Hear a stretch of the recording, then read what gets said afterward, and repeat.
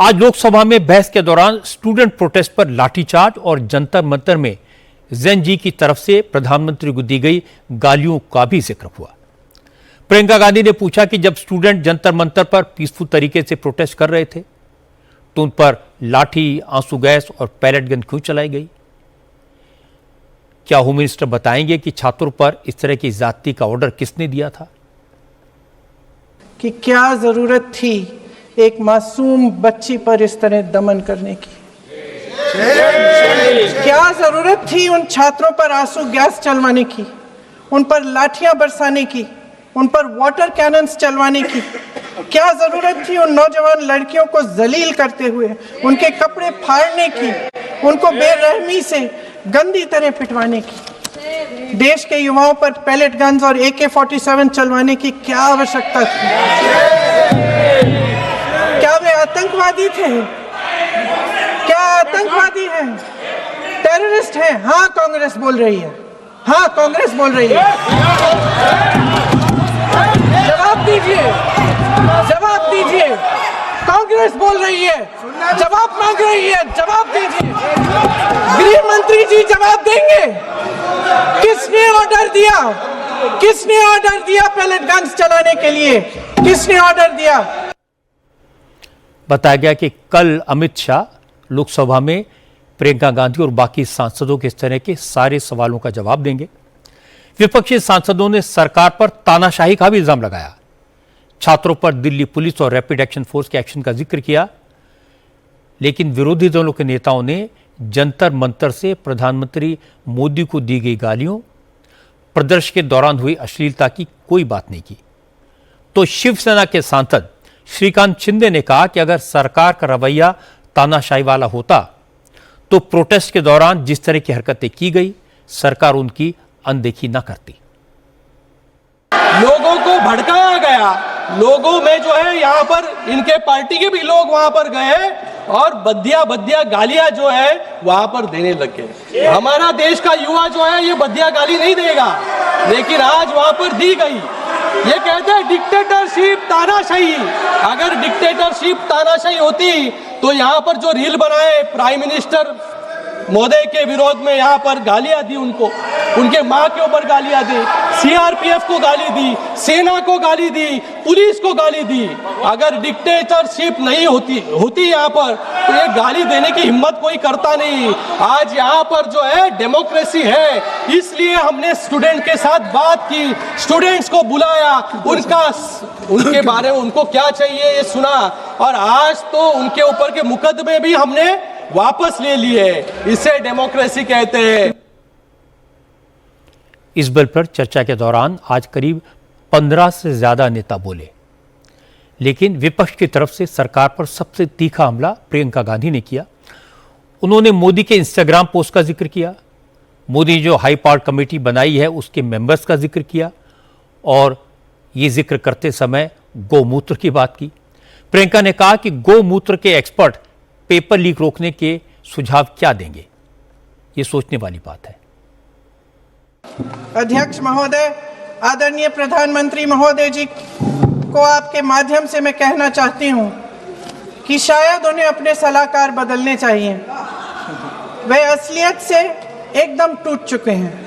नई नई कमेटियां बनाने से काम नहीं चलेगा। उनका अध्यक्ष चाहे कोई भी हो, राधा कृष्ण कमेटी भी व्यवस्था में सुधार लाने के लिए बनी थी। आज तक उसकी एक सिफारिश लागू नहीं हुई है, और इस नई कमेटी में तो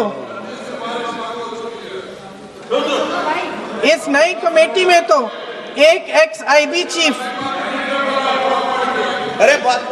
फिर चिल्लाएंगे, एक ex-IB चीफ, एक IT कंपनी के मालिक और एक गौमूत्र के विशेषज्ञ भी हैं।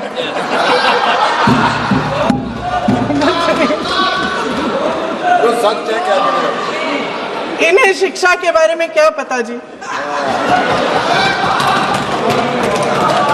सच है।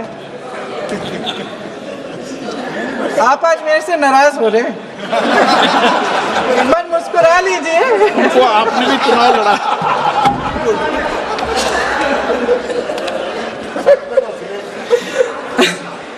सर फास्ट ट्रैक कोर्ट्स का रिकॉर्ड पहले से ही बहुत खराब है।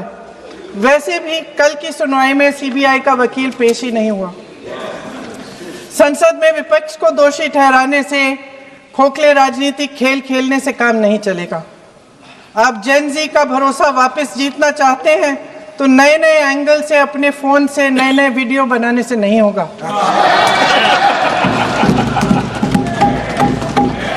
प्रधानमंत्री जी को कैमरे का एंगल नहीं, दिल का एंगल बदलना पड़ेगा। प्रियंका गांधी ने गौमूत्र की बात की तो अनुराग ठाकुर ने प्रियंका को जवाब दिया। अनुराग ठाकुर ने कहा कि भारतीय सभ्यता और संस्कृति का मजाक उड़ाना कांग्रेस की आदत है। आज सारी दुनिया गाय और गोबर पर रिसर्च कर रही है, लेकिन जब यही काम एक इंडियन साइंटिस्ट करता है तो राहुल और प्रियंका को परेशानी होती है। एक बहुत बड़े प्रोफेसर आईआईटी मद्रास के प्रोफेसर वी कामाकोटी जी के बारे में उन्होंने जो टिप्पणी की, मुझे तो लगता था प्रियंका गांधी जी कुछ अच्छा कहेंगी। उन्होंने कहा ये गौमूत्र के विशेषज्ञ हैं। तो गांधी परिवार की सबसे बड़ी समस्या ये है कि वो भारत की परंपराओं को ना तो समझते हैं और ना ही समझने का प्रयास करते हैं, बल्कि उनका उपहास उड़ाते हैं।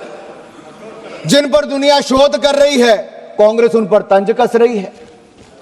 देश के प्रतिष्ठित प्रेस्टिजियस जो साइंटिस्ट जो भारतीय ज्ञान परंपरा का अध्ययन करना चाह रहे हैं, कांग्रेस उनका मजाक उड़ाती है। ये हमारी संस्कृति, हमारे समाज और हमारे साइंटिस्ट के साथ सदा कांग्रेस यही करती रही। लेकिन वैज्ञानिक होने का मतलब यह नहीं कि आप अपनी सभ्यता और समाज से कट जाएं, आप अपनी परंपराओं को ना जाने। डॉक्टर कामकोटी जी आधुनिक विज्ञान के शिखर पर है। एक तरफ आर्टिफिशियल इंटेलिजेंस के एक्सपर्ट हो सकते हैं तो दूसरी ओर गौमूत्र पर भी अध्ययन कर सकते हैं, इस पर रोक नहीं है। अपनी जड़ों से जुड़ने पर कांग्रेस को परेशानी है। मुझे तो लगता था प्रियंका गांधी जी राहुल गांधी जी से थोड़ी बेहतर होंगी, बहन भाई से थोड़ी बेहतर लगती थी, कम से कम हंस तो लेती थी। लेकिन आज जो आईआईटी मद्रास के डायरेक्टर के ऊपर तंज कसा, मैं ये कहूंगा भाई बहन एक जैसे लगते हैं, एक ही वनस्पति पर हैं। जिसके इस्तेमाल के साथ दिमाग कई बार सही तरह से फंक्शन नहीं करता है और हो सकता है गौमूत्र इसको क्योर करे। प्रियंका गांधी ने दिल का एंगल बदलने की बात कही थी तो उन्हें जवाब दिया तेजस्वी सूर्या ने। बीजेपी के यूथ लीडर तेजस्वी ने कहा कि बिहार विरोधी दलों के नेता सिर्फ सियासी बातें करते हैं, लेकिन मोदी सरकार सिस्टम में बदलाव की कोशिश कर रही है। आज जो बिल आया है वो तो सिर्फ एक कदम है। तेजस्वी सूर्या ने कहा कि सरकार एजुकेशन सिस्टम में ऐसे बदलाव कर रही है जिससे छात्रों की प्रतिभा का मूल्यांकन सिर्फ 3 घंटे के एग्जाम से नहीं होगा। स्टूडेंट्स को एंट्रेंस एग्जाम का तनाव और स्कूल की परीक्षा में नंबर्स की टेंशन से मुक्ति मिलेगी। एक दिन का, एक 3 घंटे का परीक्षा किसी का फ्यूचर आने वाले दिनों में डिसाइड नहीं करेगा। 3 साल से आप जब तक आप कॉलेज में ये बोर्ड एग्जाम देंगे तब तक 360 डिग्री असेसमेंट, प्रोजेक्ट वर्क होगा, रिसर्च पेपर्स होगा, ओरिजिनल प्रॉब्लम सॉल्विंग एक्सपर्टीज होगा, अन्य करिकुलर एक्टिविटीज होगा। ये 360 डिग्री असेसमेंट के आधार पर एग्जामिनेशन का मार्किंग होगा। What this means in other word अध्यक्ष ji is this is going to fundamentally change the nature of examinations in the country. आज के जो एंट्रेंस एग्जाम का जो व्यवस्था है that is going to fundamentally change. और मैं पुनः दोहराना चाहता हूं, a broken examination system is only a symptom and it is symptom of a broken education system, and that education system is what is being fixed today by the National Education Policy 2020। and आने वाले दिनों में जो बच्चे in next 3-4 years अध्यक्ष जी जो बच्चे बाहर आएंगे नए एजुकेशन पॉलिसी के, they will not face the kind of stress, the kind of pressure that examination system is forcing on young children today। Parliament में पेपर लीक कानून में संशोधन पास हो जाएगा, ये बात पक्की है। पेपर लीक माफिया पर फंदा कस जाएगा, यह बात भी सुनिश्चित है। सरकार की तरफ से जितने स्पीकर बोले, सबने दावा किया कि पेपर लीक रोकने के लिए कोई कसर नहीं छोड़ी जाएगी। सरकार की नीयत भी साफ है, नीति भी साफ है।